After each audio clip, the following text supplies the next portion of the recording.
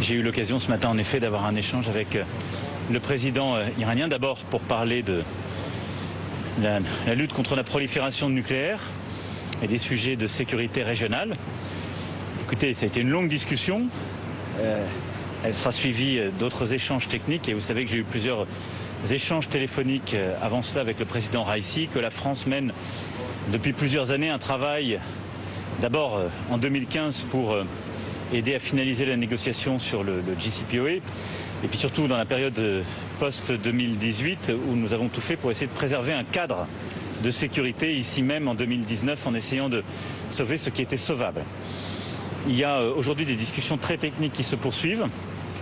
Nous, notre volonté, c'est qu'il y ait un cadre sincère, vérifiable par l'Agence internationale de l'énergie atomique et qui préserve la sécurité en particulier de la région, c'est-à-dire de tous les pays voisins, en particulier pays du Golfe et Israël. Dans ce contexte-là, les discussions d'aujourd'hui ont permis de voir ce sur quoi il y avait accord et désaccord. La balle est maintenant dans le camp de l'Iran, qui doit dire si elle accepte ou pas les conditions qui ont été proposées par les Américains et les Européens de manière formelle. Le président Raïssi m'a fait part de sa préoccupation des dossiers historiques et du sujet des garanties sur les dossiers qui étaient ouverts à l'AIEA. Si c'est une précondition, alors l'AIEA doit faire en toute indépendance son travail. J'ai insisté là-dessus, ça n'est pas une expertise politique, il n'y aura pas d'intervention politique, il faut préserver l'indépendance de l'AIEA, ce travail doit aller à son terme. Et si c'est ce que souhaite l'Iran, alors de fait, ça voudrait dire qu'elle n'irait pas au bout d'un JCPOA et en resterait là.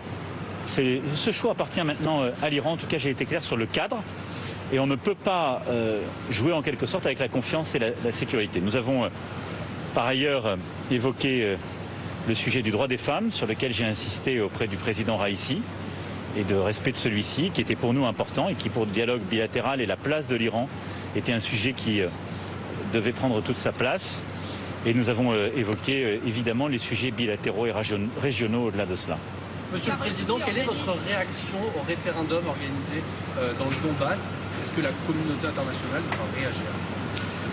Aujourd'hui, nous avons une guerre qui est une guerre d'annexion lancée par la Russie contre l'Ukraine. La guerre continue avec des offensives et contre-offensives. Les conditions sont absolument pas remplies et ceci n'a pas d'existence légale. Et donc il s'agit d'une provocation supplémentaire qui, à nos yeux, ne donnerait lieu à aucune conséquence sur la position qui est la nôtre. La Russie doit quitter le territoire ukrainien, les armées russes doivent quitter le territoire ukrainien, qui est un territoire souverain. Elle doit respecter les frontières qui sont internationalement reconnues. Et alors même qu'elle a organisé et qu'elle a créé des fuites massives de population, l'idée même d'organiser des référendums dans des régions qui ont subi la guerre, les bombardements, où les gens ont dû fuir, est la signature du cynisme. Est-ce que vous allez vous entretenir avec Vladimir Poutine?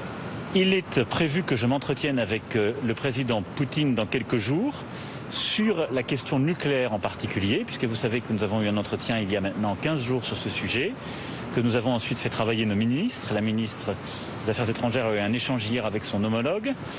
Je verrai moi-même demain le directeur général de l'AIEA et nous aurons une session dédiée à la sécurité nucléaire demain matin. Et en fonction des résultats, des avancées et des précisions que nous définirons ensemble, je reparlerai au président Poutine dans les prochains jours. Est-ce que vous pensez que derrière ce référendum, si l'annexion devait être confirmée, il y a un risque existentiel pour la Russie, donc une escalade Non, je pense que c'est un principe même d'imitation de formes démocratiques ou de légitimité démocratique. Mais ce n'est pas parce qu'on imite ces formes qu'en substance, on retrouve la souveraineté des peuples. Je le redis, la Russie a déclaré la guerre. Elle a envahi cette région. Elle l'a bombardée. Elle a tué des gens. Elle a fait fuir d'autres gens. Et maintenant, elle explique que dans cette même région, elle va organiser un référendum. Si ça n'était pas tragique, nous pourrions en rire. C'est du cynisme. Et donc évidemment que ce ne sera pas reconnu par la communauté internationale et que ce n'aura donc aucune conséquence sur le plan juridique. La seule chose qui peut permettre d'avoir un résultat, c'est le retrait des forces russes, c'est le retour choisi dans des termes qu'ils auront à définir par les Ukrainiens de la négociation, et c'est la conclusion d'une paix. Est-ce que Moscou a signifié à la France le caractère inacceptable des livraisons d'armes à l'Ukraine? Non, depuis le début, en toute transparence, il y a un cadre. Ce cadre est celui dans lequel nous aidons un pays à défendre son peuple et son territoire. Nous avons à chaque fois veillé à ce qu'il n'y ait pas d'équipements qui se mettent en situation de menacer le territoire russe. C'est toujours la ligne que nous avons définie. Elle a toujours été respectée. Les choses se font en transparence. Rien de nouveau à cet égard. Est-ce que vous êtes inquiet de la situation et est-ce que si en effet cette annexion, il y aura une réaction supplémentaire de la communauté internationale? Mais je voudrais que soit clair que les référendums n'auront aucune conséquence juridique. Donc ne commençons pas à parler aujourd'hui d'annexion, y compris dans des territoires qui sont encore contestés militairement. Donc je pense qu'il faut chasser de notre vocabulaire ce mot qui tendrait à en quelque sorte donner une forme d'effet utile ou d'efficacité à un processus qui est une parodie. Je pense que c'est une parodie ce qui a été annoncé par la Russie. La seule chose qui existe, c'est la guerre, décidée par la Russie, c'est la résistance que mène l'Ukraine, et c'est la fin de la guerre que nous souhaitons tous. Et donc aujourd'hui, nous devons tous nous concentrer pour que cette guerre puisse cesser, que la paix revienne, que l'Ukraine retrouve justement sa souveraineté et sa liberté, que les négociations, dans des termes que l'Ukraine aura choisis et la Russie a accepté, puissent se faire, et que nous réglions les problèmes qui découlent de cette situation sur le plan alimentaire, énergétique, etc. C'est aussi un des défis que nous avons à gérer lors de cette Assemblée générale. Envoyer des chars sophistiqués aux Ukrainiens. Je ne ferai jamais de discussion. Il y a des discussions bilatérales qui se font avec les Ukrainiens. Il y a des demandes qui se font. Ils en ont parlé en particulier pour les Césars. Nous avons déjà fait des livraisons, nous en referons. Et nous avons d'autres équipements. Je considère que c'est plutôt aux Ukrainiens d'expliciter quand ils le souhaitent les choses et à nos ministres devant la représentation nationale. Écoutez, le cœur de mon discours à la tribune tout à l'heure, c'est en effet celui du choix entre la guerre et la paix. Et celui, dans le contexte que nous vivons, évidemment de tout faire pour mettre fin à cette guerre, traiter de ses conséquences mondiales, mais d'éviter derrière cette guerre la division du monde entre l'Ouest et le reste de la planète. Et donc c'est aussi, pour moi, c'est le cœur du message que je viens porter aujourd'hui. Et je pense au contraire que nous avons évidemment cette guerre, mais nous avons la famine, nous avons les drames liés au dérèglement climatique, nous avons d'immenses défis qui supposent de la coopération internationale.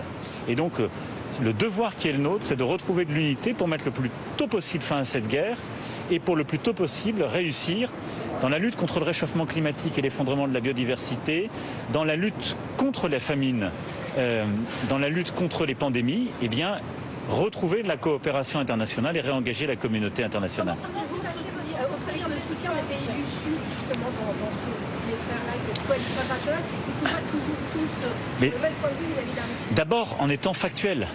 Qui aide face au dérèglement climatique? Qui a aidé face au Covid? Qui aide sur le plan du développement? Nous. Nous. Et donc, il faut aussi qu'on soit cohérent. Et donc, qui apporte des solutions durables pour justement la sécurité alimentaire, pour faire face aux défis? Ce sont les pays de l'Ouest, largement je dirais les pays aussi du G7.